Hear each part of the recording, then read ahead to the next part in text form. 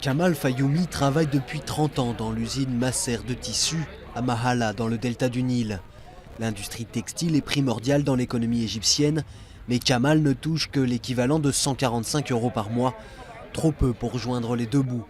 Avec ses collègues, il est prêt à en découdre avec les dirigeants du pays, au pouvoir depuis la destitution de Mohamed Morsi en juin dernier.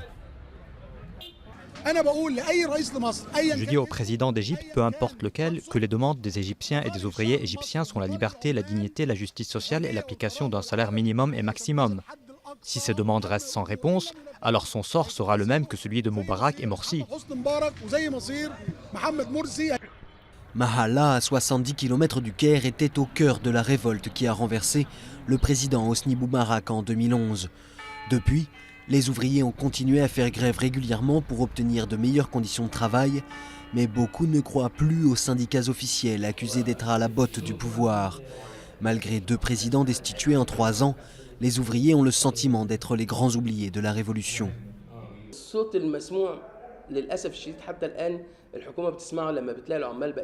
Malheureusement, le gouvernement ne nous écoute que lorsque les ouvriers sont dans la rue ou quand on arrête de travailler. Ils ne cherchent pas le dialogue. Depuis 2011, de nouveaux syndicats indépendants ont vu le jour, mais les autorités refusent toujours de les inclure aux négociations. L'économie égyptienne est fragile. À cause de l'instabilité politique, les revenus du tourisme ont chuté de 30% et les arrêts de travail n'arrangent rien.